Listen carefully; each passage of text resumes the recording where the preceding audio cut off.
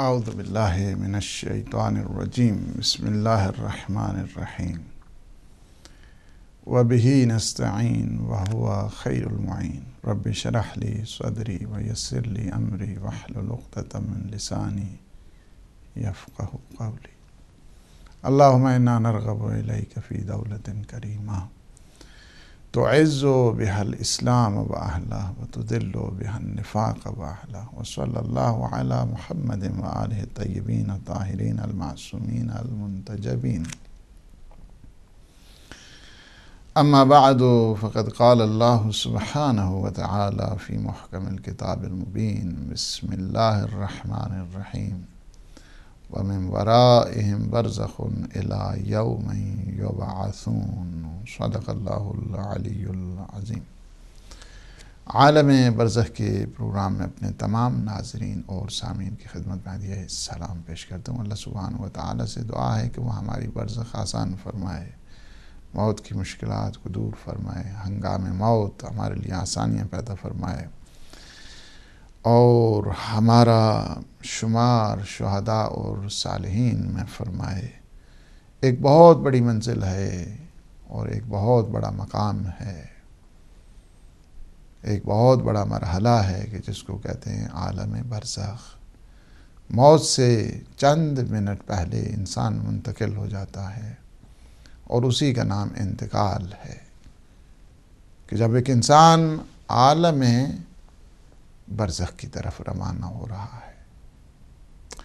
اور یہ آپ نے دیکھا کہ عالم برزخ سے متعلق ہماری متعدد آپ نے ڈسکشن سنی ہے اور مختلف سیشن آپ نے الحمدللہ اٹینڈ کر چکے ہوں گے۔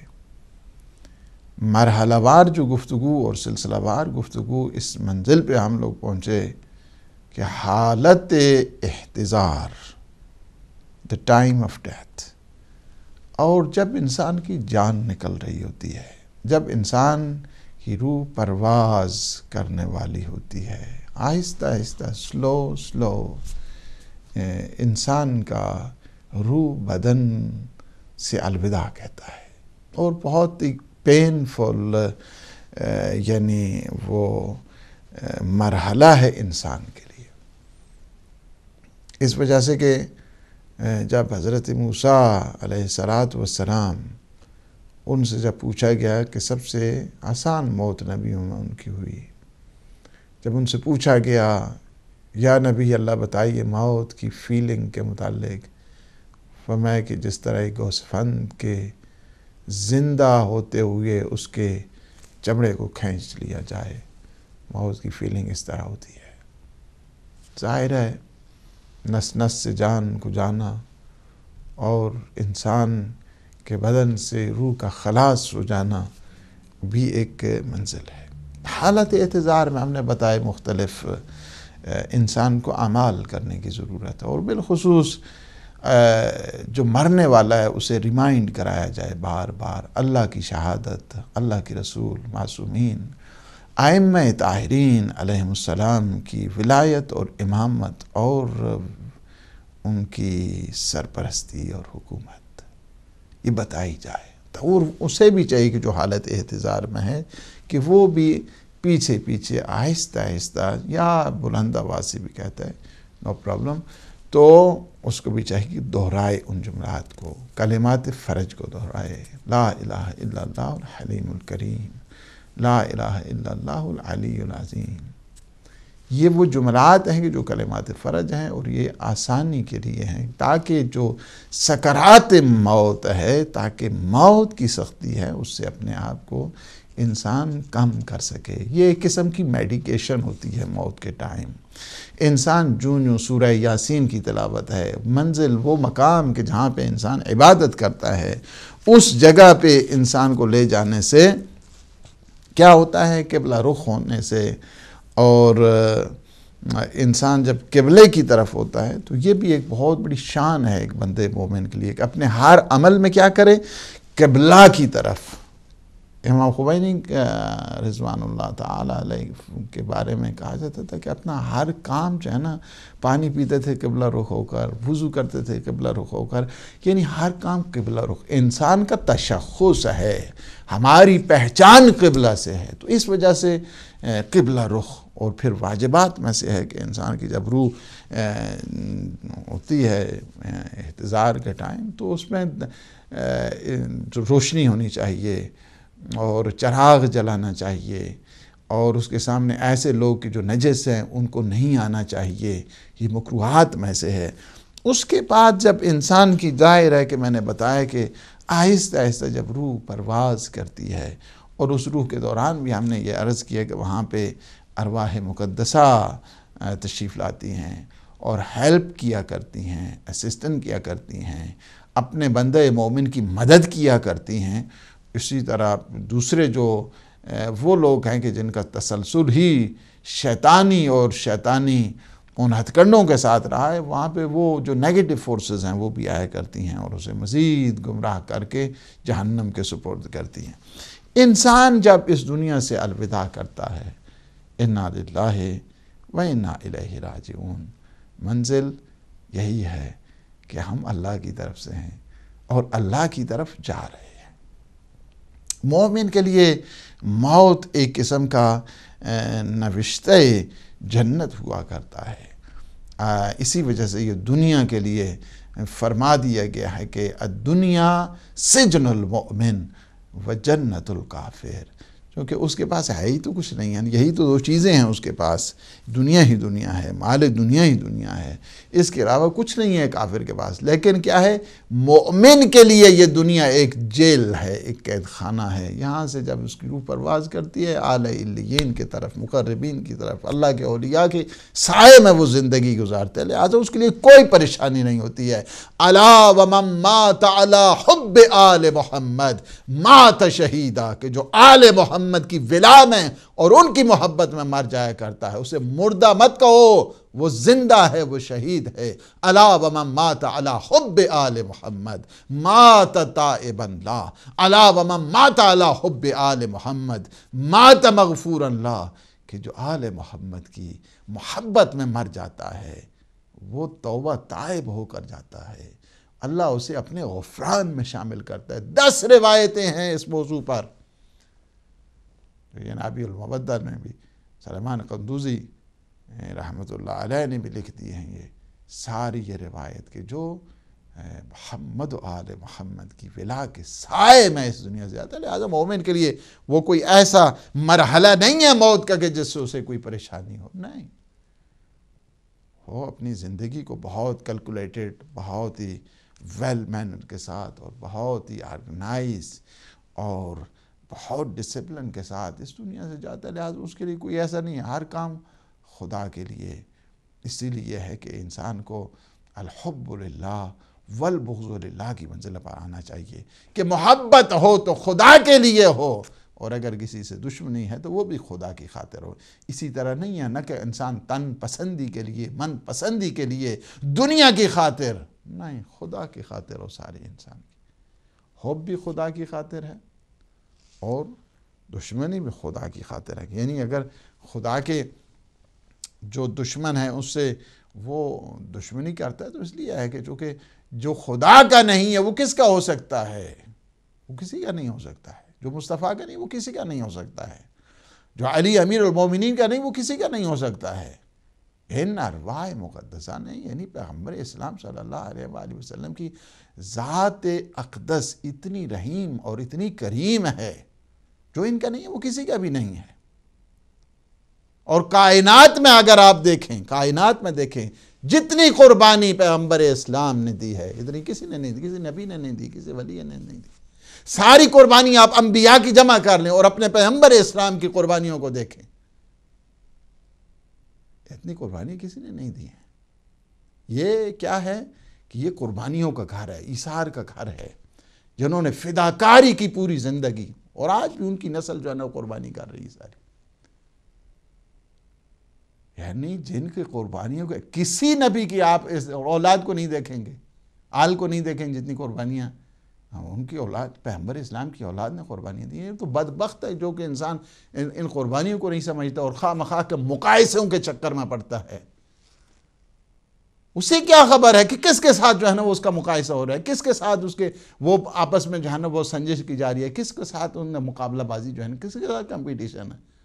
امیر المومنین کے ساتھ، ان کی اولاد کے ساتھ، کہ جن کا سارا خاندان ایثار گار، قربانیوں کا مرکز، سارے کے سارے شہید ابو الائمہ، ان کے ساتھ کس کا مقابلہ کیا جا سکتا ہے؟ یہ تو ذرا سی بھی جس کے پاس سوچ ہے وہ ہمیشہ پیغمبر اسلام صلی اللہ علیہ وآلہ وسلم کا ہر دم کسی، میں کہتا ہوں دین و مکتب کو چھوڑ کر اگر انسان ہے وہ، اور اسے یہ بتایا جائے کہ یہ وہ ہستی ہیں کہ جنہوں نے انسانیت کی خدمت کے لیے وہ ایثار اور وہ قربانی دی ہے، کاروبار ان کے لٹ گئے، در بدر ہو گئے، سب چیزیں ختم ہو گئیں، لیکن کیا ہے اسلام کی سربلندی کے لیے. تو یہ ہے کہ ساری چیزیں اگر ایک انسان جب دیکھتا ہے، میں موضوع سے ادھر نہ جاؤں، تو یہ ہے کہ جو محمد و آل محمد کی فلاح میں، اس وجہ سے کہ اللہ بھی اجر اسی کو دیتا ہے نا، کہ جو اس کے اولیاء ہیں،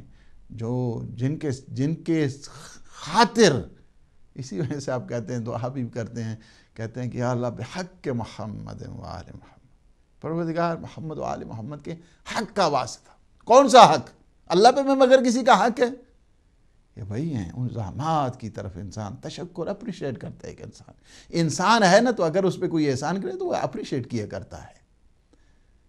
انسان اگر ہے، اس پہ کوئی احسان کرے، وہ ہمیشہ تشکر بجا لایا کرتا ہے، شکریہ ادا کرتا ہے، تھینکفلنس کی منزل پر آیا کرتا ہے. انسان نہیں ہے تو کیا کہا جا سکتا ہے. تو لہٰذا مومن کے لیے موت کوئی اتنی بڑی چیز نہیں ہے. موت ایک نئی زندگی ہے، اور جب انسان کا انتقال ہو جاتا ہے اس کے بعد بھی کچھ احکام ہیں. میں فقہی زیادہ احکام ہیں نہیں جاتا، چند ایک مسئلے جو ہے نا آپ کی خدمت میں ضرور، چونکہ ظاہر ہے کہ بات جب ہو رہی ہے تو تھوڑے بہت آپ کو مسئلوں کی بھی زحمت دی جائے. جب ایک انسان کا انتقال ہو جاتا ہے تو کیا ہے، مستحبات میں سے ہے اس کے پاس بیٹھا جائے، اس کے پاس قرآن کی تلاوت کی جائے، چراغ کو روشن رکھا جائے، اس کے ہاتھ پاؤں کو باندھ دیا جائے، اس کے اعضائے بدن کو سنوار دیا جائے، مستحبات، اسے قبلہ رخ کر دیا جائے، تنہا اسے نہ چھوڑا جائے. انسان کے جو حالتیں، اس وجہ سے کہ ایک انسان ہر انسان نے جی کر بالآخر چلا جانا ہے. اور پھر جب انسان کی وفات ہو جاتی ہے اس کے بعد مستحب یہ ہے کہ جلدی اس کے کفن دفن کا انتظام کیا جائے. کفن دفن کا ظاہر ہے کہ جن کے ہاں قضیہ یہ ہو جاتا ہے، موت فوت ہو جاتی ہے، وہ مصروف ہو جاتے ہیں. دوسرے عزیزوں کا کام یہ ہے، دوستوں احباب کے یہی ٹائم ہوتا ہے کہ جہاں پہ وہ آ کر اپنے دکھ درد کا وہ اظہار کر سکتے ہیں. تو ان کی جتنی فیملیز ہیں، جتنے فرینڈز ہیں، سب کو آنا چاہیے، اب ہاتھ بٹانا چاہیے. ان کے یہاں قضیہ ہو گیا ہے. یہ نہیں کہ وہ لوگوں کا اب کھانا یہ پکانا ہے، یہ مہمان آنے، نہیں، مستحب ہے 3 دن تک ان کے گھر کھانا پہنچایا جائے. یہ مستحب اسلام نے قرار دیا اس کو. ان کے یہاں قضیہ ہو گیا ہے، وہ بیچارے سوگ میں مصروف ہیں، رونے دھونے میں ہیں. ان کے یہاں ایک بچھڑ گیا ہے، خاندان کا ایک فرد چلا گیا ہے. تم ابھی ان زحمتوں میں اسے نہ پڑنے دو. تمہارا دوستوں کا کام یہ ہے، عزیزوں کا کام یہ ہے. مستحب ہے کہ 3 دن تک انہیں کھانا پہنچاؤ، ان کے گھر میں انہیں زحمت نہ دو ان چیزوں کے لیے. پھر اس کے بعد کام یہ ہے کہ جس نے بھی، جب میت کچھ دیر کے بعد، ظاہر ہے جب خون کی گردش رک جاتی ہے، بدن ٹھنڈا ہو جاتا ہے. اب اگر کسی کا ہاتھ لگ جائے، اب کسی کا ہاتھ لگ گیا تو اس پہ غسل مس میت واجب ہو گیا. ٹھنڈا ہو گیا نا بدن. اس کے بعد کیا ہے، اس پہ اگر کوئی ہاتھ، بعض اوقات ہوتا ہے میت ہوتے ہیں، بچیاں بڑی محبت کرتی ہیں والدین سے، آتی ہیں اس کو. میں نے بعض دیکھا ہے کہ آگے والد بوسہ دیتی ہیں، یعنی ٹھنڈا ہو جائے، اس کے بعد کیا ہے کہ جس نے بھی ہاتھ لگایا ہے وہ ان پر غسل مسح میت واجب ہو جاتا ہے۔ اور یہاں تک ہے، اسی وجہ سے مولا کائنات امیر المؤمنین علی ابن ابی طالب علیہ السلام نے فرمایا کہ انسان تو اپنی ابتدا کو دیکھ، تو اپنی انتہا کو دیکھ۔ تیری ابتدا وہ ہے کہ اگر وہ خاتون مبتلا ہو جائے تو مسجد نہیں آ سکتی، روزہ نہیں رکھ سکتی، نماز نہیں پڑھ سکتی، وہ تیری خوراک ہے۔ اور تیری انتہا کیا ہے کہ تجھے کوئی ہاتھ لگائے تو اس پہ غسل مسح میت واجب ہو جائے۔ پھر غرور، پھر تکبر۔ کیسا تکبر ہے، کیسا غرور، کس قسم کا ایروگنس، کس قسم کی نوازشات۔ غسل میت جو ہے نا واجب ہو گئے ہیں۔ غسل میت اسی طرح ہے کہ جس طرح آپ غسل جمعہ کرتے ہیں۔ آپ کا سر اور گردن کو دھونا ہے، اس کے بعد جو ہے نا آپ نے رائٹ سائڈ سے یہ پشت کی طرف بھی اس طرح جو ہے نا وہ ترچھا پانی ڈالیں تاکہ تھوڑا سا یہ لیفٹ سائڈ کو بھی کور کریں۔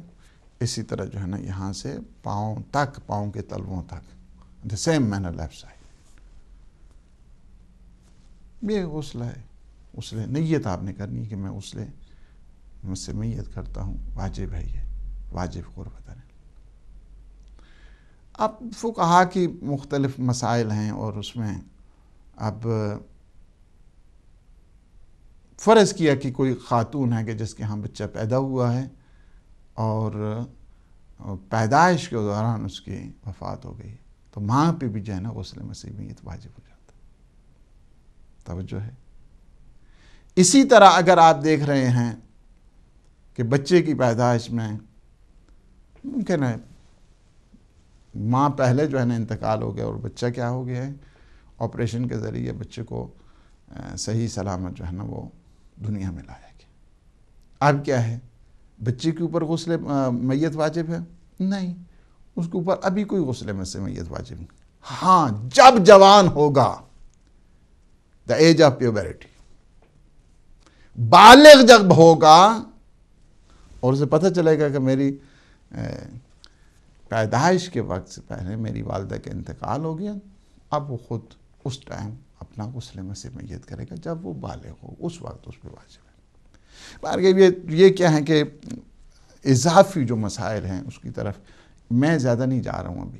تو یہ کیا ہے کہ غسل مسح میت واجب ہو جاتا ہے کہ جو بھی ہاتھ اس پہ میت پہ لگاتے ہیں۔ اس کے بعد جو مسائل ہیں انسان کے لیے، کفن کے مسائل ہیں، دفن کے مسائل ہیں، غسل کے مسائل ہیں، انسان کی تجہیز ہونی چاہیے، انسان کی تکفیر۔ انسان بہت باکرامت ہے، انسان بہت باشرافت ہے۔ لقد کرمنا بنی آدم، ہم نے بنی آدم کو کرامت دی ہے، شرافت دی۔ یہ بدبخت آ کر جو گلے کاٹنے، انہیں کیا پتہ ہے اسلام کیا ہے یا قرآن کیا ہے یا دین کیا ہے، یا انہیں پتہ ہی نہیں اسلام انسان کو کیا جوہر دیا ہے۔ He is the essence of God۔ یہ جوہر پروردگار، ایسا تھوڑا ہے، یہ روح خدا ہے، اس کو اسی طرح ذبح کرو، تم کہتے ہو تکبیر لگا کے، ایسی کی تکبیر کچھ نہیں ہوتی۔ یہ مسلمان نہیں ہے حقیقت میں، آپ کو میں بتا۔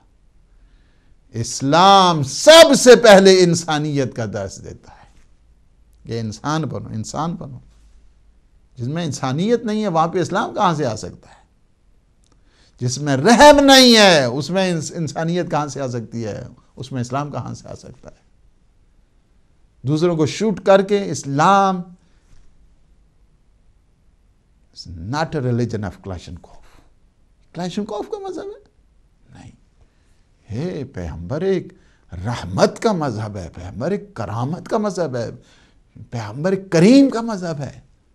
ان کا کیا ہے، یہ جو آ کے نہیں، ان پہ گولیاں نہیں لگانی، ان کو چھروں کے ذریعے جو ذبح کریں۔ انہیں کیا پتہ ہے اسلام کیا ہے، انہیں کیا پتہ ہے قرآن کیا ہے۔ ہم جب کہتے تھے، لوگ اس باتوں پہ کہتے تھے پتہ نہیں یہ لوگ کیوں باتیں کر، آج لوگوں نے اپنی آنکھوں سے دیکھا یہ کس قسم کے وحشی اور کس قسم کے باربیرک جو ایکٹ کرنے والے ہیں، یہ انسانیت سے کتنے دور ہو چکے ہیں۔ جس نے روح دی ہے اس کی اجازت کے بغیر کسی کو نہیں مار سکتے. یہ قاعدے کلی ہے، کسی حیوان کو نہیں مار سکتے. آپ قرآن میں پڑھتے ہیں کہ جو ذبیح ہے اس کے اوپر جس پہ اس میں خدا نہیں ہے وہ مردار کہا جائے گا، اس وجہ سے کہ جان خدا نے دی ہے، اس کی اجازت کے بغیر کوئی جان نہیں لے سکتے آپ. اس نے اجازت دی ہے آپ کو. یہ ہے کہ جب انسان کا انتقال ہو گیا تجہیز تکفین کے لیے انسان کو آسانی کریں. اور کیا ہے، جلدی کرنی چاہیے. کچھ چیزوں میں اسلام نے جلدی کا حکم دیا ہے. قرضے کی ادائیگی میں جلدی کا حکم دیا ہے. بیٹیوں کی شادی میں جلدی کا حکم دیا ہے. میت کی تدفین میں جلدی کا حکم دیا ہے. گناہ ہو گیا توبہ کرنے میں جلدی کا حکم دیا ہے. دیر شیطان کی طرف سے ہوتی ہے. اجلک اور شیطانس نہ ہر جگہ نہیں ہے. یہ جو محاورہ ہے فارسی کا اجلک اور شیطانس، اجل انسان کو جو ہے نا وہ جلدی نہیں کرنی چاہیے، شیطان کا کام ہے، ہر جگہ نہیں ہے. 6 مقام حدیث میں ایسے ہیں کہ جہاں پہ تجھے جلدی کرنی چاہیے. ان میں سے ایک منزل کیا ہے کہ انسان کی تجہیز اور تکفین میں جلدی کرنی چاہیے، اس کی تدفین میں جلدی کرنی چاہیے، جلدی کرنی چاہیے. ہاں البتہ اگر کوئی اس قسم کے میڈیکل ایشوز ہیں یا اس کی موت ابھی تک کنفرم نہیں ہے یا بعض سکتے کی بیماری کے ہوتے ہیں، اس کے بعد کئی دن ان کو لگتے ہیں سنبھلتے ہوئے اور ان کا پتہ نہیں کنفرم نہیں ہوتی ہے، ان کے لیے یہ ہے کہ ڈیلے کیا جائے، دیر کی جائے. یا بچے کی صورت میں کوئی اس قسم کا مسئلہ آ گیا ہے کہ خاتون تو ظاہر ہے کہ اس میں اگر وہ کنفرم ہونے کے لیے جب تک کسی کو زندہ درگور نہیں کیا جا سکتا ہے. میں آپ کو شیخ مفید کا ایک واقعہ سنا کے، اور یہ واقعہ شیخ مفید کے، آپ کو پتہ ہے کہ شیخ مفید نے ایک زمانہ تھا کہ جب شیخ مفید نے فتویٰ دینا چھوڑ دیا تھا فتویٰ دینا. یہ وہ واقعہ ہے کہ جب ایک دفعہ ایک دور دیہات سے ایک آدمی آیا مسئلہ پوچھنے کے لیے کہ آپ میرے مولا کے نائب ہیں، آپ امام زمانہ کے نائب ہیں، آپ فرمائیے میری وائف کا انتقال ہو گیا اور وہ پریگننٹ تھی، انتقال ہو گیا، بتائیے میرے مولا کے وکیل ہیں آپ، کیا بیوی کو میں اسی طرح دفن کر دوں یا بیوی کا پیٹ چاک کر کے بچے کو؟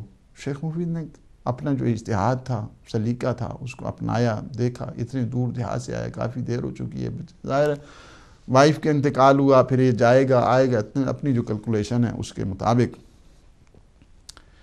کہا کہ اس طرح کریں کہ اسی طرح بیوی کو دفن کر دیں، چونکہ بچہ اب اتنی دیر ہو گئی ہے، اور جب دیر ہو جائے، چونکہ 2 مسئلے ہیں یہاں پہ، بچہ زندہ ہے تو پیٹ کو چاک کیا جائے، بچہ فوت ہو گیا ہے تو پیٹ کو چاک کرنا حرام ہے،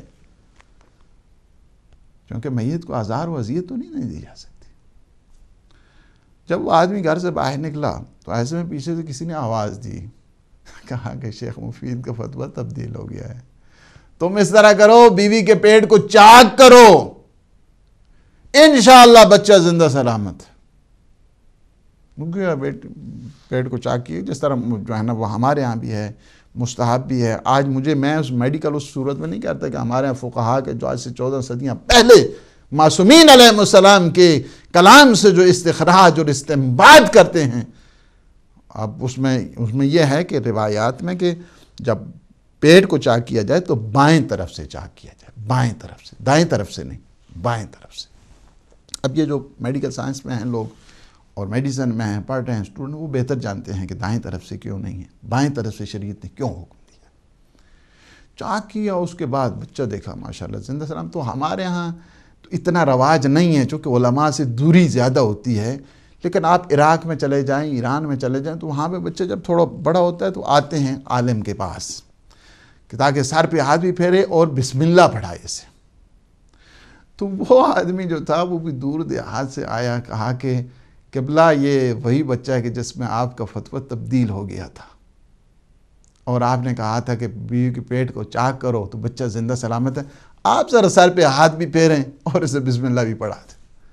شیخ نے کہا اچھا.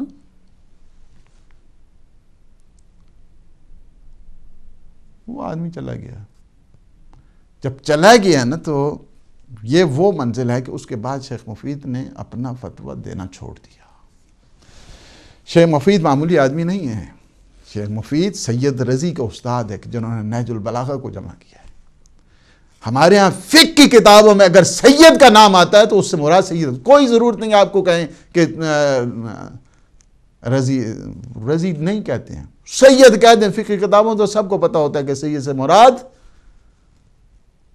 سید رضی ہے۔ دوسرے بھائی کا نام ہے سید مرتضیٰ۔ یہ شیخ مفید ہیں، شیخ مفید ان کے استاد ہیں دونوں کے، کہ یہ دونوں سید کے جن کے بارے میں خود ہے کہ ان کی والدہ نے خواب میں دیکھا جن کا نام فاطمہ ہے، خواب میں دیکھا جناب سید خواب میں آئے ہیں، کہتے ہیں میرے دونوں بچوں کو آپ نے پڑھانا ہے۔ ساری رات شیخ مفید ہوتے رہے، کہا کہ بی بی آپ بچوں کو میں نے پڑھانا ہے۔ وہ روتے روتے صبح ہو گئی، نماز پڑھی، دیکھا کہ سیدزادی آئی ہے، کہا کہ میرے دونوں بچوں کو، یہ اس وقت سے ان پہ بہت زیادہ خیال کرتے تھے، سید رضی پہ اور سید مرتضیٰ پہ۔ اور یہ عظیم شاہکار کہ جو شیخ مفید کے استاد ہیں، شیخ مفید ہیں کہ جنہوں نے ایک دفعہ کہا کون ہے کہ جس نے پوری زندگی ایک کسی کی غیبت نہ کی ہو؟ کسی عالم کا ہاتھ کھڑا نہیں ہوا سوائے ان دو سیدزادوں کے، کہا کہ ہم نے آج تک جو ہے نا۔ دوسرا سوال کیا شیخ مفید نے، کون ہے کہ جس کی آج تک نماز شب قضا نہ ہوئی ہو؟ یہ دو سیدزادے کھڑے ہوئے، کہا کہ ہماری آج تک نماز شب بھی قضا نہیں۔ کون ہے کہ جس کی آج تک عین وقت پہ نماز ادا ہوئی ہے؟ سوائے یہ دو کھڑے ہوئے، کہا کہ ہم نے آج تک بغیر ٹائم کے اپنے ٹائم پہ نماز پڑھتے۔ یہ شیخ مفید وہ ہیں کہ جنہیں امام زمانہ اخی کہہ کے بلاتے ہیں۔ خط میں آپ جو ہے نا وہ کچھ خطوط ہیں امام زمانہ کے جس میں شیخ مفید کے نام کے خط ہیں، اخی کہہ کے، میرے بھائی کہہ کے امام زمانہ جنہیں خطاب کرتے ہیں، یہ شیخ مفید ہے۔ یہ آج دنیا جو ہے وہ آ کے چند ایک وہ آ کے شروع ہو گئے مرجعیت اور نظام مرجعیت کے خلاف، جنہیں خبر ہی نہیں ہے کہ خود اپنے اس کی۔ تو یہ ہے کہ یہ شیخ مفید فتویٰ دینا چھوڑ دیا۔ جب فتویٰ دینا چھوڑ دیا تو ایک دفعہ امام کو دیکھا خواب میں، فرمایا شیخ مفید تو نے فتویٰ دینا کیوں چھوڑ دیا؟ کہا کہ مولا اگر وہ جو میں نے فتویٰ دیا تھا اگر اس فتوے پہ عمل ہو جاتا تو اس خون کا ذمہ دار کون تھا؟ اس بچے کے قتل کا ذمہ دار کون تھا؟ میرے مولا نے فرمایا شیخ مفید فتویٰ دینا تیرا کام ہے، صحیح کرنا ہمارا کام ہے، تم فتوے دیا کرو، ایسی مشکل آئی تو ہم حاضر ہیں۔ تو یہ ہے کہ ایسی اگر صورتحال پیش ہو جائے، ایسی صورتحال پیش ہو جائے تو پھر ڈیلے کیا جا سکتا ہے میت کو، یعنی کچھ چیزیں کہ جو اسلام نے کہا ہے کہ تم عجلت یعنی تم جلدی کرو، جن میں سے ایک یہ ہے کہ تجہیز اور تکفین اور تدفین ہے، تم جلدی کرو۔ تو لیکن اگر کوئی اس قسم کا میڈیکل ایشو ہے یا اس قسم کے کوئی مسائل ہیں کہ جس کی وجہ سے دیر ہو رہی ہے، ڈیلے ہو رہی ہے، تو پھر کوئی پرابلم نہیں ہے۔ اس کے بعد آپ دیکھتے ہیں تجہیز اور تکفین کے لیے بہت ہی ایک بڑی منزل ہے، اور اس میں بھی انسان کے خود دیکھیں غسل دینا، غسل و کفن کی طرف لے کر جانا۔ میں نے پچھلے سیشن میں بھی کہا کہ اس قدر ثواب ہے غسل دینے کا کہ کسی میت کو غسل دیا، فرمایا کہ اس کے ایوری ہیئر، یعنی کیا ہے کہ ہر بال، جتنے انسان کے وجود پہ بال ہوتے ہیں، ہر بال کے بدلے میں اللہ 70 اسے نیکیاں دیتا ہے اور 70 گناہ اس کے معاف کرتا ہے۔ اس قدر ثواب ہے غسل دینے کا۔ انسان غسل دے، غفلت کا نشہ انسان کو ٹوٹ جاتا ہے غسل دینے سے۔ غسل دے انسان، تجہیز، تکفین۔ اور غسل کیا ہے؟ غسل بھی 3 غسل ہوتے ہیں۔ پہلا آب صدر کا ہوتا ہے، یہ جو بیری کے پتے ہیں، اور دوسرا کیا ہے کہ آب کافور سے ہوتا ہے، اور تیسرا کیا ہے آب خالص سے ہوتا ہے۔ یہ 3 غسل ہوتے ہیں۔ طریقہ وہی ہے کہ جو میں نے ابھی پہلے آپ کو بتا دیا، سیم ہر قسم کی جتنی بھی غسل ہیں سب کا طریقہ یہی ہے کہ سر اور گردن کو پہلے دھونا ہے نیت کر کے۔ اسی طرح پھر جو رائٹ، یہ جو داہنہ طرف ہے اس کو جو ہے نا وہ دھونا ہے۔ اس طرح پیچھے سے بھی جو ہے نا تھوڑا سا آرام کے ساتھ جو غسل دینا، میت کے جو ہے نا بڑی آزار و اذیت ہوتی ہے، بہت آرام کے ساتھ، پیار کے ساتھ، محبت کے ساتھ غسل دینا چاہیے، اور اسی طرح پاؤں کے تلوؤں تک جو ہے وہ چلا جائے. اسی طرح سیم ٹوکن جو ہے نا آپ بائیں طرف جو ہیں وہ آ جائیں. جی السلام علیکم ورحمۃ اللہ. السلام علیکم. ہلو السلام علیکم. السلام علیکم. وعلیکم السلام. اب میں اب مولانا صاحب بات کر رہے ہیں؟ جی میں بول رہا ہوں. کون بول رہے ہیں؟ کہاں سے بول رہے ہیں؟ میں زارا بات کر رہی ہوں لوٹن سے. جی مجھے یہ پوچھنا تھا کہ یہ جو روزے کے پیسے ہیں وہ کسی ہاسپٹل میں اس کے لیے دے سکتے ہیں کیا ہم؟ مرحومین کے روزے کے پیسے رکھے ہوئے میرے پاس، تو میں کسی ہاسپٹل میں دے سکتی ہوں کہ نہیں، کیا مطلب ہے مرحومین کے؟ کیا مطلب کہ ان کے روزے جو تھے ان کے پیسے میرے پاس رکھے ہوئے ہیں. نہیں، ان کے مرحومین کے کیا جس کے روزے آپ نے رکھوائے ہیں؟ پیسے ان کو دینا چاہ رہی ہوں ہاسپٹل. نہیں، آپ پہلے مسئلے کو واضح کریں. مسئلہ یہ ہے کہ جو میری مرحوم والدہ ہیں تو ان کے اوپر جو روزے چڑھے ہوئے تھے، مطلب کہ وہ روزے نہیں رکھ پاتی تھی، ان کی طبیعت ٹھیک نہیں رہتی تھی، تو جو میں ان کے روزے کے جو کیا ہدیہ دیتے ہیں، کیا دیتے ہیں مجھے فدیہ جو کہتے ہیں، پتہ نہیں ہے. ہاں. تو وہ میں ہاسپٹل میں دے سکتی ہوں کسی بھی چیریٹی کے طور سے؟ نہیں، فدیہ کے پیسے جو ہے نا غربا کے کھانے میں استعمال ہوتے ہیں. نہیں، وہ غربا کے کھانے میں کسی غریب مسکین کو جو ہے. مجھے یہ پوچھنا تھا. آپ بند کر دیں. میں سمجھ گیا ہوں آپ کا کوشچن. انشاءاللہ میں آؤں گا بتاؤں انشاءاللہ.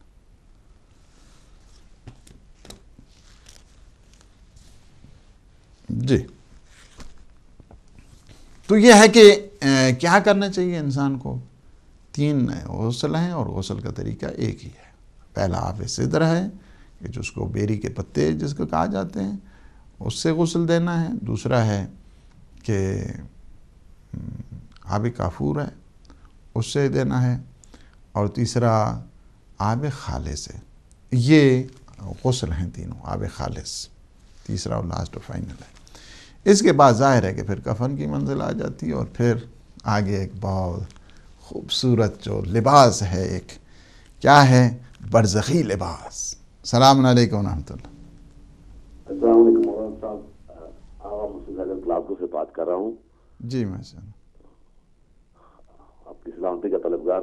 بہت شکریہ. مولانا صاحب بہت اچھا پروگرام آپ کا. میرا سوال یہ تھا کہ دنیا میں ہر چیز کو فنا ہونا ہے سوائے خدا کی ذات کو. جب جسم بھی فنا ہو جاتا ہے تو آیا روح کو بھی موت آتی ہے؟ روح فنا ہوتی ہے یا روح ہمیشہ کے لیے ہے؟ ٹھیک.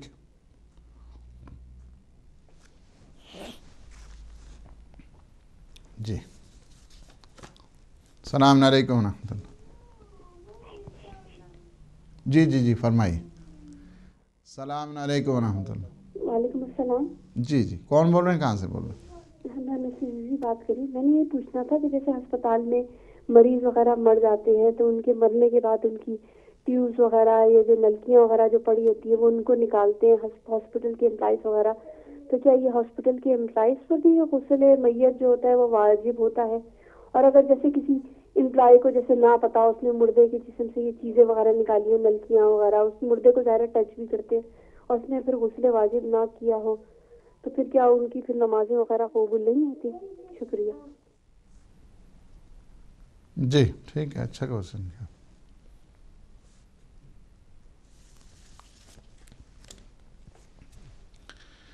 یہ ہے کہ کفن کیا ہے بذات خود ایک بہت بڑی منزل ہے.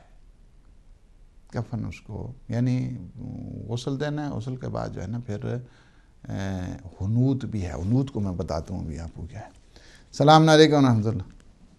وعلیکم السلام. جی کون؟ مولانا صاحب میرا چھوٹا سا سوال تھے. کون بول رہے ہیں؟ میں مانچسٹر سے بول رہی ہوں. میں بتانا نہیں چاہتی. کوئی بات نہیں، ہماری بہن ہے. جی فرمائیے. میں نے تھوڑا سا پروگرام سے تھوڑا سا اٹکے ہیں. کوئی بات. بڑا نائس پروگرام ہے آپ بہت اچھی باتیں بتا رہے ہیں. میڈیکل اعتبار سے بھی اور شرعی اعتبار سے بھی بہت نائس باتیں ہیں، بہت اچھی باتیں ہیں. میں نے یہ پوچھنا تھا کہ قیامت کے بعد جو جنت اور جہنم میں جب انسان جائیں گے تو جب جنت میں جو لوگ جائیں گے تو کوئی مرد اگر جنت میں جائے گا یا کوئی عورت جنت میں جائے گی تو کیا وہ اپنے ہسبینڈ وائف اگر دونوں مسلمان نیک پاک ہیں تو کیا وہ دونوں جنت میں اکٹھے ہوں گے؟ اگر ان کے بچے بھی نیک ہیں کیا وہ اپنی فیملی کے ساتھ اپنے بچوں کے ساتھ جنت میں ہوں گے؟ اور اگر کسی بندے کی 2 بیویاں یا 3 بیویاں ہیں تو وہ کیا 2-3 بیویوں کے ساتھ اکٹھا جنت میں رہے گا؟ یا اور دوسرا یہ ہے کہ جب بندہ جنت میں جائے گا تو اسے اپنے بہن بھائیوں کی خبر ہوگی کہ میرا بڑا بھائی یا میری چھوٹی بہن وہ جنت میں یا جہنم میں ہے، اس کو تھوڑا پتہ چلے گا اپنے بہن بھائی اور ماں باپ. Thank you. ٹھیک ہے انشاءاللہ، شکریہ.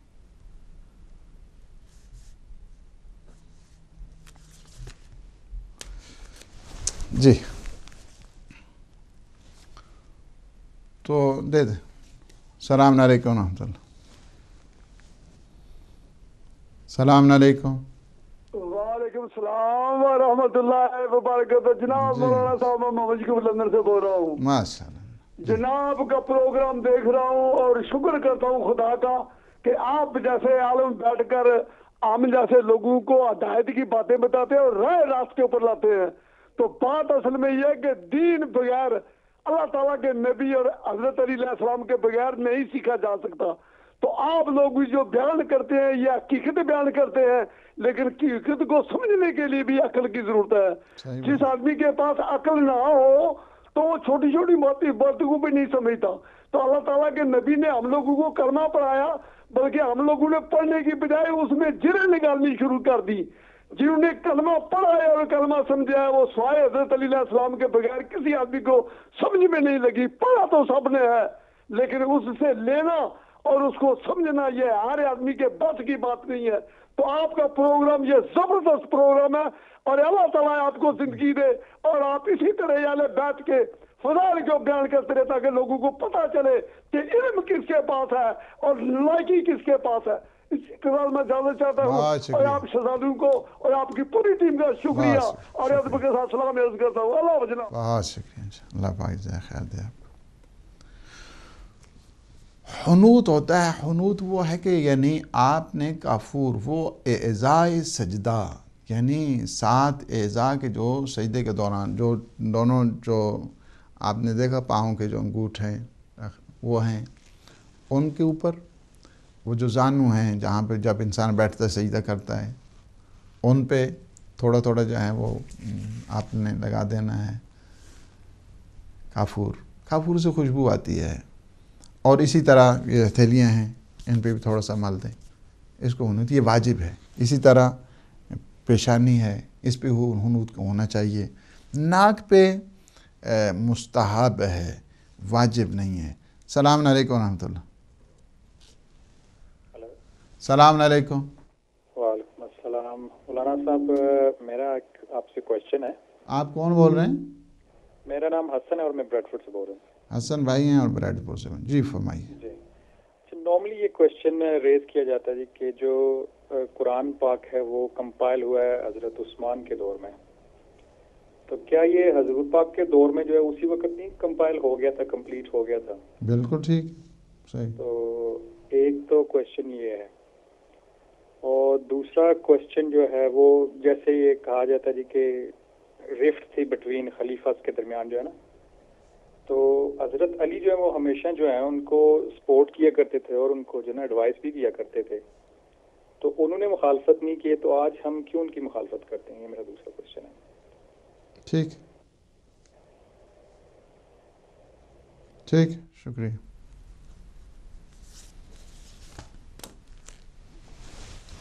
تو حنوت کیا ہے کہ وہ 7 جو اعضاء ہیں، 2 پاؤں کے انگوٹھے، 2 زانوں، 2 ہتھیلیاں، 1 سجدے کی جگہ. ناک یہ کیا ہے؟ سینہ. یہ مستحب ہے، واجب نہیں ہے. لیکن 7 جو اعضاء سجدہ ہیں ان پہ حنوت کرنا واجب ہے. اب اگر آپ کوشچن کریں کہ مثلا کسی کا اگر شوہر انتقال ہو جائے، چونکہ حنوت میں یہ جو کافور ہوتا ہے اس میں خوشبو ہوتی ہے، کیا اس کے انتقال کے بعد اسے بھی حنوت کیا جائے گا؟ اسے بھی آب کافور سے غسل دیا جائے گا؟ یس، چونکہ احکام اس کے ختم ہو گیا شوہر کے. وہ 4 مہینے جو 10 دن تھے اس کی خوشبو نہیں لگا سکتی، یہ نہیں کر سکتی، وہ نہیں کر سکتی، وہ آپ یہاں پہ لاگو نہیں ہے. یہ ہے کہ اس کی جو پھر کفن کا جو مرحلہ آتا ہے اس میں 3 چیزیں واجب ہیں. ایک جو لنگوٹ جس کو کہتے ہیں لنگی باندھنا، یہ ہمارے یہاں جو پنجاب والے اس کو بہترین طریقے سے سمجھتے ہیں. ابھی آج کل جو جا رہے ہیں احرام باندھتے ہیں وہ بھی اچھے طریقے سے.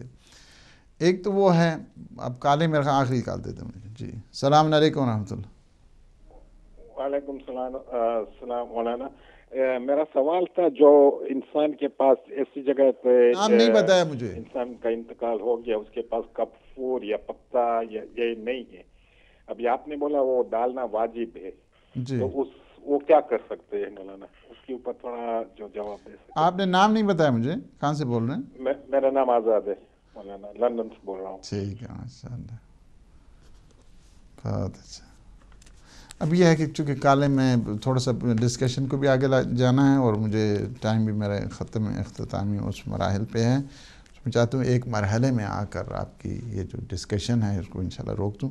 تو یہ ہے کہ میں اسی میں جو ہے نا بتاؤں، یہ تینوں جو ہے نا غسل کے بعد، اس کے بعد کفن ہے. کفن میں بھی 3 چیزیں جو ہے نا واجب ہوتی ہے. ایک لنگوٹ جس کو کہتے ہیں کہ یعنی انسان کی جو ناف ہے وہاں سے لے کر جو ہے نا وہ پاؤں تک جو ہے کور کرتا ہے، ایک یعنی پنڈلیوں تک آ جائے، یہ کور کر لے. ایک قمیص ہوتی ہے کہ جو تقریباً جو ہے نا وہ آ جائے تقریباً اس وقت زانوں تک آ جائے، اس سے تھوڑی اوپر بھی ہو جاتا بھی کوئی حرج نہیں. ایک کہتے ہیں سرساس سری، یعنی یہ پورے کے پورے جسم کو جو ہے نا وہ کور کر. یہ 3 چیزیں واجب ہیں. باقی اس کو مرد ہے تو اسے امامہ پہنانا ہے، اسے امامہ باندھنا ہے، اس کو تحت الحنک کرنا ہے. یہ خاتون ہے، اس سینے کے اوپر کپڑا رکھنا ہے، اس کے جو وہ مکھنا ٹائپ ہے وہ بنانا ہے. یہ ساری چیزیں کیا ہیں؟ وہ مستحبات ہیں. اور یہی چیز ہے کہ اگر کفن ممکن ہے، اسی وجہ سے کفن کا ہر ایک کو چاہیے کہ وہ انتظام کر کے بیٹھے اور کر کے رہے. اگر کسی کی اتنی غربت ہے کہ وہ زندگی میں بھی اسی طرح قسم پرسی کی زندگی گزارتا رہے اور اس کے کفن کا انتظام بھی نہیں ہے، یا مثلا بعد میں پتہ چلا کہ وہ اتنا مقروض ہے، اس کے پیسے ادا کرنے کے بعد کفن کے اس کے پیسے ہی نہیں ہیں، پھر کیا کرنا چاہیے؟ پھر میں چاہتا ہوں یہاں پہ یہ منزل ہے کہ مومنین کو چاہیے اس کی مدد کریں. مومنین کوئی ایسا نہیں ہوتا ہے ہر ایک کے ہاں جو ہے نا وہ کفن. آج کل تو سارے لے کر آتے ہیں. ابھی میں ادھر جنازے پہ تھا، مولانا یعقوب کی اہلیہ محترمہ تھی، انتقال ہوا. ہمارے وہاں پہ وہ عزیز ہے، بہن تھی، کہتے ہیں کہ ہم کربلا سے ابھی کفن لے کر آئیں. یعنی کیا ہے؟ کہا کہ نہیں، وہ کفن کا اپنا انتظام کر کے گئی ہیں اپنا. اس وجہ سے اگر کسی کے پاس نہیں ہے تو دوسرے مومنین کو چاہیے کہ اس کی مدد کرے. اگر کوئی بھی نہیں کرنا چاہتا اس کے لیے تو پھر کیا ہے کہ زکوٰۃ کے ساتھ اس کی مدد کرنی چاہیے. لیکن پھر کچھ بھی نہیں ہے تو پھر اسی طرح ہی اس کو دفن کرنا پڑے گا. لیکن یہ اتنی ایسی منزل نہیں آتی ہے. پیغمبر اسلام کے امتی بڑے غیرت والے ہیں اور بڑی عزت و شرافت والے ہیں. یہ باہر کے جو شرعی مسائل تھے میں نے اس کی طرف آپ کو متوجہ کیا ہے کہ اس قسم کی جو ہے نا وہ صورتحال بھی پیش آ سکتی ہے اور آتی ہے. اس کے بعد جب انسان غسل بھی ہو جاتا ہے، کفن بھی ہو جاتا ہے، پھر منزل آتی ہے تشییع جنازہ کی. اور تشییع جنازہ پہ قدم قدم پہ اللہ سبحانہ و تعالی اس کو کتنا اجر دیتا ہے، ایک ایک قدم پہ اس کی زندگی کو زیادہ کرتا ہے. تشییع جنازہ یعنی تھا ہم ملت تشییع نہیں ہے، بعض کہتے ہیں تشییع غلط ہے لفظ، ملت تشیع ہوتا ہے. تشیع نہ تشییع جو ہے کہتے ہیں کہ فالو کرنا، جنازے کو جو فالو کرتے ہیں اس کو کہتے ہیں تشییع، فالو کرتے ہیں. اب جتنا فالو کرنے کا جس طرح روایات میں ہے، امام زمان اجل اللہ تعالی فرج و شریف 3 جگہ ایسی ہیں کہ جہاں پہ امام زمانہ اپنی ملاقات کراتے ہیں. ایک یہ ہے کہ زندگی میں، دوسرا یہ ہے کہ ہر مومن کی تشییع جنازہ پہ امام زمان اجل اللہ تعالی فرج و شریف حاضر ہوتے ہیں، ہر مومن کی. تیسری منزل کیا ہے؟ میدان عرفات، خوش بحال حجاج کرام، میدان عرفات. اس وجہ سے کہ حج ہوتا ہی نہیں ہے کہ جب تک امام زمان حاضر نہ ہو. امام زمان اجل اللہ تعالی فرج و شریف. آپ کہیں میں انسان کے میں طواف کے دوران نہیں دیکھا. ایک منزل ایسی ہے کہ جہاں پہ امام ضرور امام کا خیمہ ہوتا ہے، وہ کیا ہے؟ میدان عرفات. 3 مقام ہے کہ امام اپنے جو ہیں وہ زیارت کراتے ہیں. ممکن ہے کہ بعض آدمی اس چیز کو جو ہے وہ نہیں سمجھتے. تشییع جنازہ کے لیے، ایک مومن کی تشییع جنازہ کے لیے روایات متعدد ہیں، اور اس میں یہ ہے کہ روایات میں ہے کہ مومن کی نماز جنازہ کے لیے 70,000 اینجلز یہ جو ہیں اس میں شامل ہوتے ہیں. کس میں؟ مومن کی تشییع جنازہ میں. کس کی جنازے میں؟ اگلے میں، اب چونکہ میرے پاس ٹائم نہیں ہے ابھی، انشاءاللہ میں اگلے پروگرام میں یہیں سے پھر میں شروع کروں گا، لیکن میں اس روایت کے ساتھ. امام جعفر صادق علیہ السلام فرماتے ہیں اذا مات المؤمن شیعہ 70,000 ملک. فرماتے ہیں کہ جب کسی ہمارے مومن کی وفات ہوتی ہے، جب وہ انتقال کرتا ہے، کیا ہوتا ہے؟ شیعہ، تو اس کی مشایعت کے لیے، اس کی تشییع جنازہ کے لیے 70,000 فرشتہ شامل ہوا کرتا ہے. 70,000 کیا ہے؟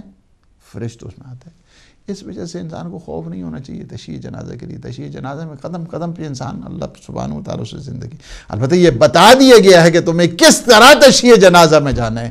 غفلت کے نشے کو اتارنے کا ایک راز خود تشییع جنازہ ہے. لیکن انسان کو یہ سمجھنا چاہیے کہ میں خود مر گیا ہوں، میرے بچے یتیم ہوئے ہیں، میری فیملی والے مجھ پہ رو رہے ہیں، اور جب تشییع جنازہ ہو جائے، قبر میں اتار دیا جائے، واپس آئے تو شکر خدا کرے، پروردگار تیرا شکر ہے تو نے مجھے دوبارہ زندگی دی ہے. اس طرح تشییع جنازہ ہونی چاہیے اس کی. اللہ سبحانہ و تعالیٰ یہ ہمارے جو مراحل ہیں انہیں سلامتی کے ساتھ ہم کنار فرمائے، اور ہمیں ہماری عاقبت اللہ سبحانہ و تعالیٰ خیر فرمائے، اور ہماری برزخ کو اللہ سبحانہ و تعالیٰ آسان فرمائے. ہمارے سسٹر زہرا نے لوٹن سے فون کیا ہے کہ وہ غالباً ان کی والدہ مریض تھیں، اور دیکھیں اس میں دو مسئلے ہیں. ایک تو یہ ہے کہ والدہ کی اگر وصیت ہے کہ میرے روزے رکھا دیں، وہ صحت میں تھیں، نہیں رکھ سکیں، سفر میں تھیں، یا ویسے معمولی سی بیماری کی وجہ سے نہیں رکھ سکی ہیں. یہ فدیہ ان لوگوں کے جو مسلسل بیماری ہیں یا بڑھاپا ہے، اس کے بعد وہ نہیں رکھ سکتے ہیں، ان کے لیے ہے.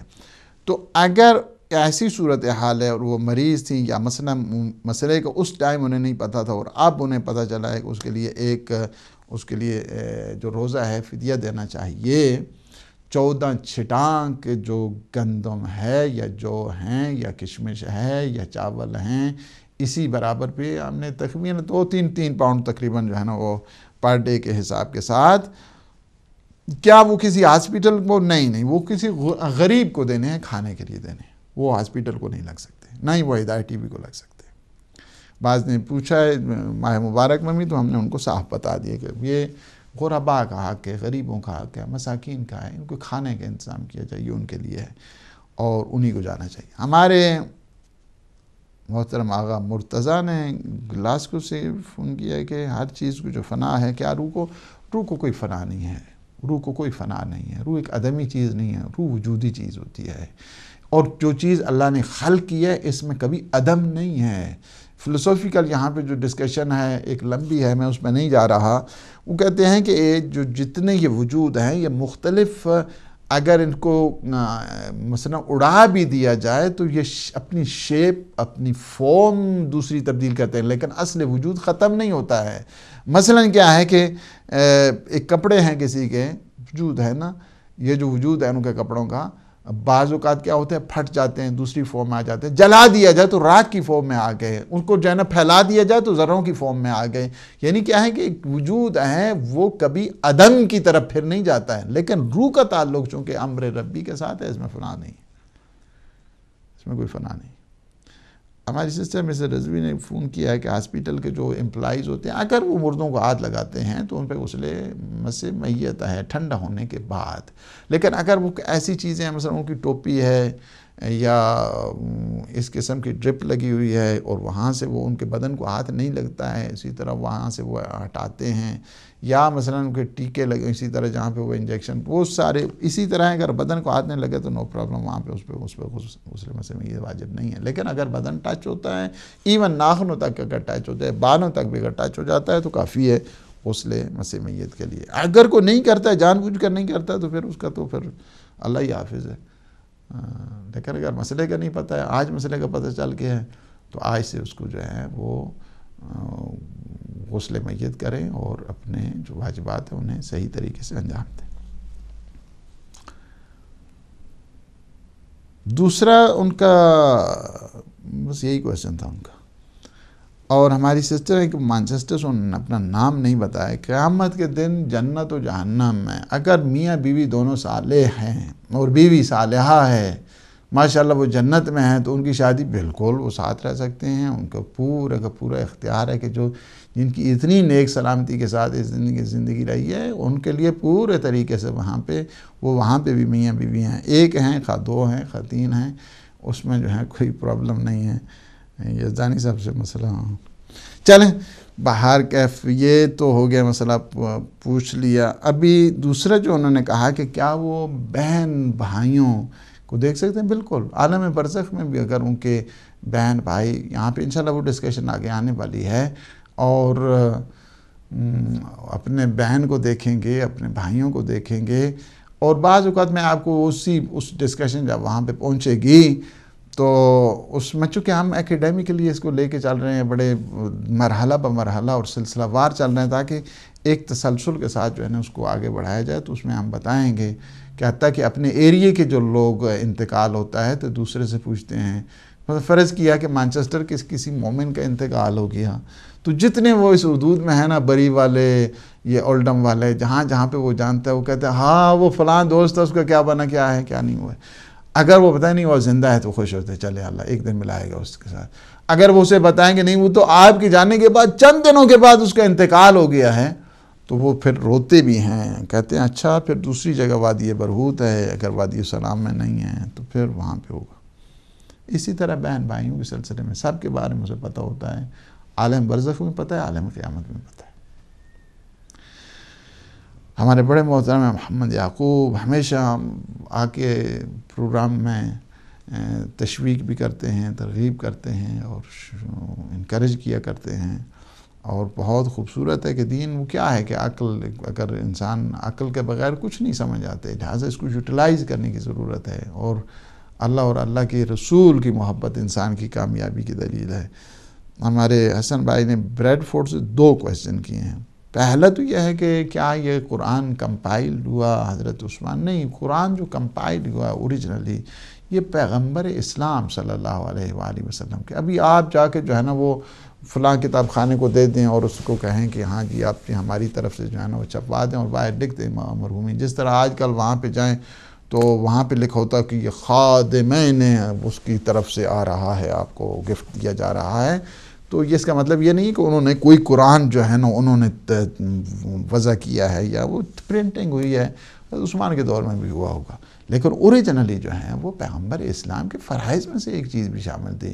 اور میں آپ کو بتاؤں کہ قرآن نے بھی کہہ دیا ہے ذالک الکتاب لا ریب فیہ، اور پیغمبر اسلام صلی اللہ علیہ وآلہ وسلم نے بھی آخری وصیت ہے کہ جس میں فرمایا انی تارک فیکم الثقلین، کتاب اللہ، کتاب بکھرے ہوئے جنہوں نے کتابیں لکھی انہیں پتہ ہوتا ہے کہ کتاب کب کہا جاتا ہے، کتاب اللہ و عطرتی اہل بیتی، کہ میں ایک اللہ کی کتاب اللہ کی کتاب چھوڑ کر جا رہا ہوں۔ کتاب بکھرے ہوئے ان پیپرز کو نہیں کہتے ہیں، کتاب ایک منسجم آرگنائز اس فارم آف جو بک ہے اس کو کہا جاتا ہے، تب جا کر جو ہے نا کتاب ہوتی ہے۔ پیغمبر اسلام صلی اللہ علیہ وآلہ وسلم کے دور ہی میں کمپائل کیا گیا، اس کو جو ہے نا وہ سارا سلسلہ کیا گیا، اور اس کی اعراب گزاری خود امیر المؤمنین علی ابن ابی طالب علیہ السلام نے کرائی ہے۔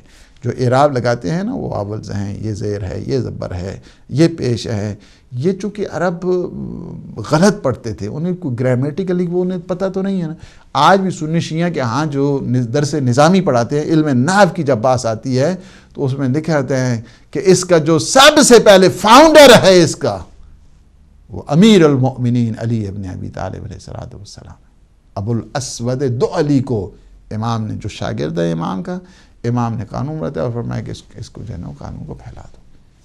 اعراب لگوائے امیر المؤمنین نے، وہ نالج اور وہ جو علم ہے گرامیٹیکلی کس طرح آپ نے جو ہے نا صحیح حفظ اللسان کرنی ہے، وہ حفظ اللسان کے لیے جو نالج اور جو اختراع کیا اس علم کا وہ امیر المومنین ہے. اس کو کتاب کی پوری شکل جو بنائی اور کتابی صورت میں جو ہے وہ پیغمبر اسلام. اب اس کے بعد ظاہر آپ ہی چھاپیں، جو بھی چھاپے وہ چھپتی رہے گی اور پھر وہ آگے جو ہے نا وہ بڑھتی رہے گی، لیکن وہ صحیح نہیں جو آپ وہ کہہ رہیں گے. ہاں حضرت عثمان کے دور میں جو ہے نا ری برانڈنگ ہوگی. باقی آپ نے کہا ہے کہ جو دیکھیں وہاں پہ ایک میں اس مسئلے کے بالکل جو ہے نا وہ نہیں جانا چاہتا ہوں.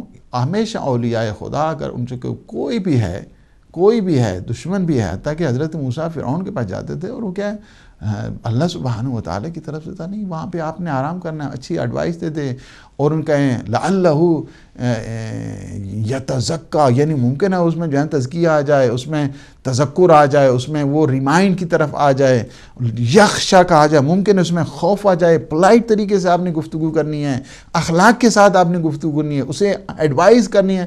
لیکن اس نے کیا کہا؟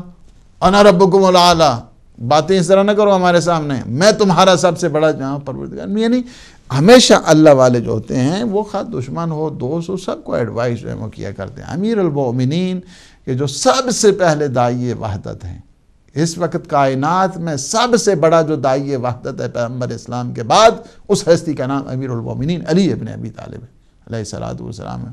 مصلحت اسلام کے تحت سب کچھ کرتے رہے، اس وجہ سے کہ جس نے اسلام کے لیے قربانیاں دی ہوں وہ کبھی یہ برداشت نہیں کرتا ہے کہ اسلام پہ رکھنا آ جائے اور میں چپ کر کے تماشا دیکھتا رہوں اور میں مسئلے بھی نہ بتاؤں. یہ ایسا نہیں ہوتا ہے، یہ چھوٹے لوگوں کا کام ہوتا ہے. بڑے لوگ ہمیشہ بڑی سوچ والی ہوا کرتے ہیں. بڑی سوچ سے انسان کا پتہ چلتا ہے کہ یہ کتنا بڑا ہے، بڑے ارادوں سے انسان کا پتہ چلتا ہے وہ کیا ہوتا ہے. اللہ کے انبیاء، اللہ کے اوصیاء، یا اللہ کے جتنے بھی یہ اولیاء ہیں سینٹ آف گاڈ، ان میں کیا ہے کہ ہمیشہ جو کیا کہتے ہیں نا کہ ریونج جس کو کہا جائے، انتقام کا کبھی کچھ نہیں ہوتا ہے. پیغمبر اسلام کے پاس کیا ہوئے سب چیزیں ہیں. وہ لوگ پتھر مارنے والے تھے، لوگ کوڑا کرکٹ پھینکنے والے تھے، بن پھینکا کرتے تھے اور گاربیج پھینکا کرتے تھے، سجدے نہیں کرنے دیتے تھے. لیکن جب فتح مکہ ہوا ایک صحابی نے کہا کہ نہیں، الیوم یوم الانتقام، today is the day of revenge. اور میں نہیں، today is the day of mercy, الیوم یوم المرحمہ. اللہ والے اس طرح ہوتے ہیں، تھوڑے ہوتے ہیں ہماری اور طرح کی انتقام کی طرف جائیں. نہیں، اللہ والے کبھی نہیں اس طرح کرتے ہیں. امیر المومنین کی بھی شان قدوسی یہی ہے کہ ہمیشہ ان کا جس طرح وہ رومی کی اشعار میں بھی یہی ہے کہ با دشمنا مدارا، دشمنوں کے ساتھ بھی جو ہے نا وہ ان کی اخوت تھی، مدارا کیا کرتے تھے، ان کے ساتھ بھی اچھا سلوک کیا کرتے تھے. با دوستہ محبت، با دشمنا مدارا. اور وہ امیر المومنین، آپ کہیں گے اچھا پھر جو بھی قاتل آ جائے اس کو جو ہے نا شربت پلانا چاہیے. امیر المومنین کی خصوصیات میں سے ہے کہ قاتل آتا ہے اور شربت پلاتے ہیں، قاتل آتا ہے اس کو دودھ پلاتے ہیں، قاتل آتے کہتے ہیں جو خود کھانا کھاؤ وہ اس کو کھلانا ہے. اخلاقیات آل محمد پہ یہ آج دین دیکھیں استوار ہے.